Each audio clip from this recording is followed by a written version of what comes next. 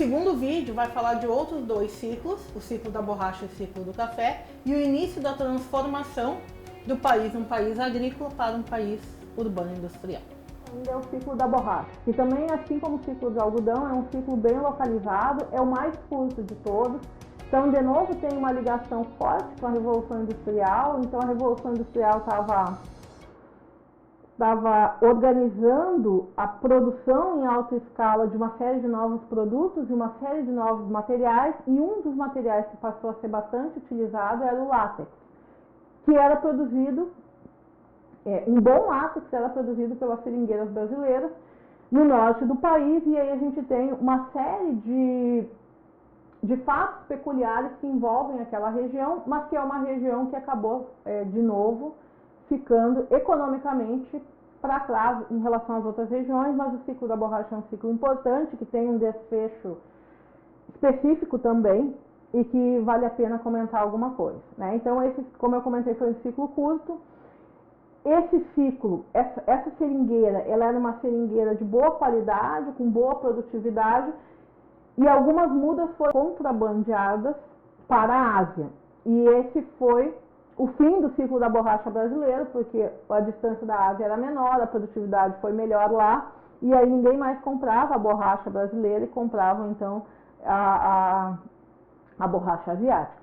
Mas enquanto a gente teve o ciclo da borracha no norte do país, e se vocês pegarem o livro do Celso Furtado, vocês vão ver 2 ou 3 capítulos dedicados a essa migração e a esse processo daquelas várias pessoas que ficaram do ciclo de açúcar sem ter o que fazer e que vão migrar anos depois, né? Outras gerações para a atividade da borracha. Então, esse movimento migratório parece bastante interessante para a formação brasileira, tá? Como eu comentei no outro vídeo, outra atividade importante foi a atividade pecuária, que supria a condição alimentar dessa população que começa a se organizar, né? Vendendo uma série de produtos que não vão para o mercado externo, mas que começam a se organizar como alimento no mercado interno. Tá? Lembrem aqui sempre das disciplinas de economia. Então, eu tenho um país, e isso também é uma realidade até hoje, que se preocupa em exportar porque precisa de divisas no mercado internacional, mas essa balança funciona de que tudo que eu exporto é positivo e o que eu importo é negativo. Então, eu preciso reduzir as importações. Então, ao mesmo tempo que eu estou pensando nessa atividade exportadora, a dinâmica da sociedade e a estrutura social começa a se organizar para evitar a importação, porque também o país está sempre endividado desde sempre, né? Então, a gente tem essas duas preocupações. E essa preocupação fica muito clara lá no módulo 5, né? Onde a gente vai ver a questão do processo de industrialização. Quer dizer, industrializa o país porque eu preciso continuar exportando alguns elementos agrícolas de matéria-prima, mas eu não posso mais importar tanto, seja porque a minha moeda está se desvalorizando, está sofrendo inflação, ou porque eu preciso deixar um investimento aqui dentro e preciso dinamizar o meu mercado interno. O último dos ciclos que eu vou comentar, e que vocês também já ouviram falar, é o ciclo do café. Então vejam, eu comento aqui, já comentei antes e vou comentar de novo. A gente tem um processo de construção da economia brasileira que depende dessas exportações. E depende da exportação de commodities, e muitos desses commodities são produção agrícola. Então, quando eu falo que a gente está no último ciclo desses ciclos da formação da economia brasileira, não significa que a gente parou de produzir essas coisas. Não, a gente ainda produz café, exporta açúcar, exporta algodão, né, incluiu alguns novos produtos, como a laranja e a soja. Mas isso significa que a partir desse ciclo do café, dessa importância quase única que esses produtos vão ter em termos de exportação, nesses períodos, a gente muda a estrutura da economia, né? Muda a pauta de exportação. Então, até o ciclo do café, a gente tinha uma dinâmica interna que é muito tênue, que não é muito dinâmica, na verdade, e que está essencialmente voltada para o exterior. Quando a gente encerra o ciclo do café nessas temporalidades e passa a falar num processo de industrialização, não é que a gente deixa de vender café, só muda o objetivo da política econômica. Então a gente passa a se preocupar, ou os gestores passaram a se preocupar, em reduzir o processo de importação e em organizar a dinâmica do mercado interno, que já é um mercado, então, que começa a ter muito mais gente, muita gente na zona rural e que vai passar por uma transição lá na década de 70, que é todo mundo vir para a área, todo mundo não, mas grande parte dessa população vir para a área urbana. Tá? Mas então, o que acontece no ciclo do café?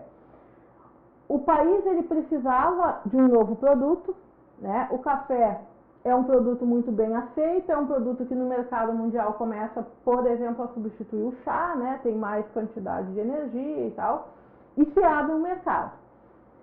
Aquele pessoal ali do Sudeste, então, porque vejam que esse ciclo do café ele não está mais no Nordeste, então o clima dele, a condição de produção dele se dá no Sudeste, que era o lugar onde que já vinha em alguma medida discutindo política diferente, é onde vai acontecer a Inconfidência Mineira, é o lugar onde que recebeu a família imperial lá no começo do século XIX, então é um lugar onde eu já tenho o Banco do Brasil, eu já tenho algumas universidades, é um lugar onde as pessoas querem estar, né? Dessa elite que vai começar, dirão alguns, né?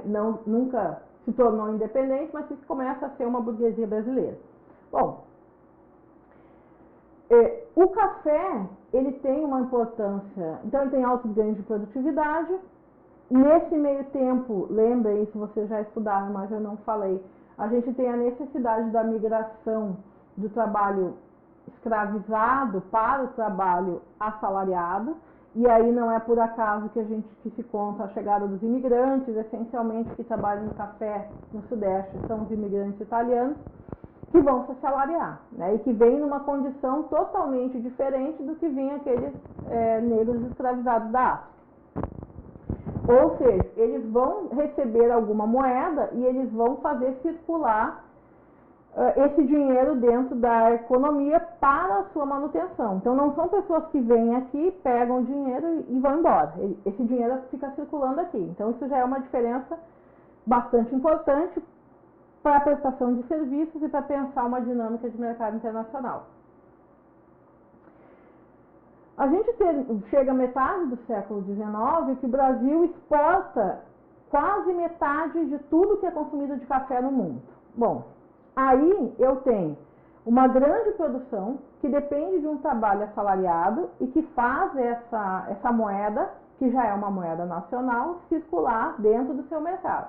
Então, as pessoas já não gastam todo esse dinheiro da exportação do café na metrópole ou em outros países europeus. Então, esse dinheiro fica aqui dentro.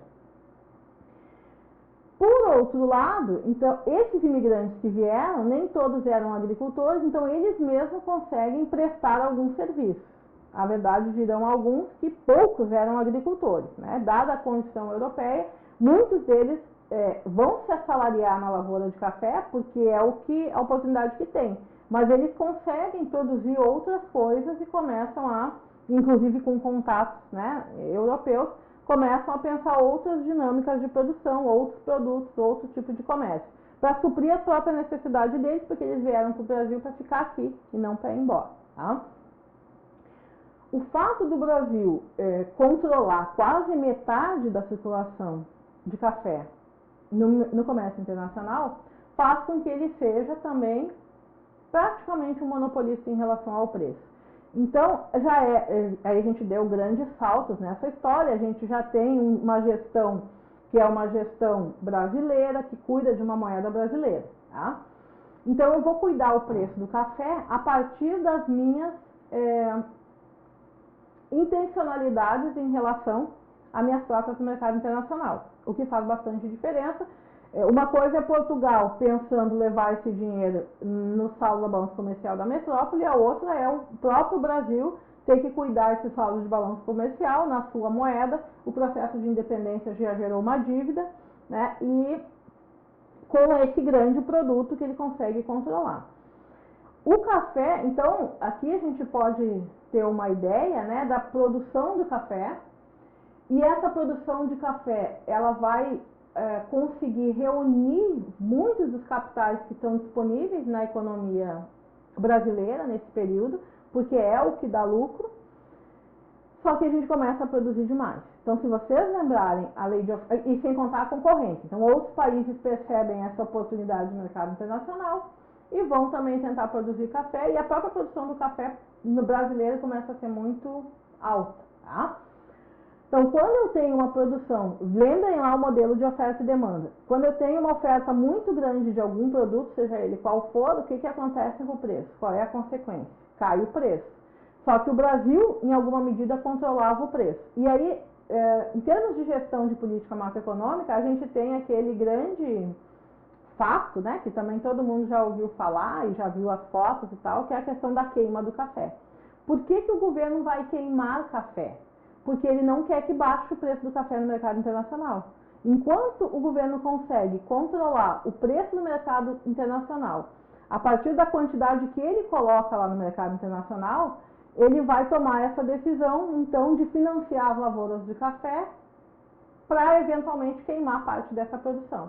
Então, nesse gráfico aqui, vocês conseguem enxergar, né, esse amarelinho é o que foi queimado. Então, vejam que em determinado momento, né, eu tenho mais café queimado do que café exportado. Aí, nos próximos módulos, tem aqui, acontece no início do século XX também a crise de 29, todos os países compram menos, e aí o Brasil continua produzindo café, e aí começa a ter café demais. Mas qual é a grande jogada aqui do governo, em termos de política econômica? E aí, no próximo vídeo, na próxima aula, esse governo vai ser apresentado a todos vocês, é o próprio Getúlio Vargas, tem todo um movimento político aqui. Mas o que ele vai decidir fazer? Ele vai indicar para os cafeicultores que ele vai comprar a safra do café. Porque imaginem o seguinte, eu tenho uma quantidade importante de capital investido nessa atividade produtiva, e agora o governo, esses produtores, eles não conseguem mais vender esse café. O que é isso? É uma quebra de safra. Se a gente pensar quebra de safra para os sojicultores hoje, isso tem um impacto na economia brasileira. O café tinha um impacto muito maior, tá? Então, o que o Estado resolve fazer? O governo, ele vai dizer assim, olha, eu vou comprar esse café, e quando ele compra o café, ele retorna o capital investido, né, a decisão de capital investido daqueles produtores, ou seja, os produtores continuam pagando seus assalariados, eles continuam tendo seus meios de capital, continuam comprando as suas coisas, mas ele vai sinalizar o seguinte, ó, eu vou comprar hoje, mas não vou comprar mais, eu vou comprar uma quantidade cada vez menor. E esse movimento de que a renda do país não diminuiu tanto quanto a quantidade de café exportada, faz com que esse capital que está sendo retornado e não está perdido, né, pela crise internacional, seja aplicado em outras coisas, porque o governo já disse que não quer mais café. Né? Então, se a gente está no Sudeste, há uma tese, né, que diz que, bom, esse capital ele foi investido então no capital industrial. Então, ao mesmo tempo que o Estado diz, olha, não é mais para produzir café, eu vou comprar o café para a renda não parar de circular, mas vocês façam outra coisa com isso, ele gera uma série de incentivos e uma série de políticas fiscais e cambiais que permitem importação de maquinário e capital por um processo de industrialização que vai começar em seguida. Então, por isso que esse ciclo de café é o último ciclo antes de uma sociedade que vai ser uma sociedade urbana industrial que começa a organizar no país,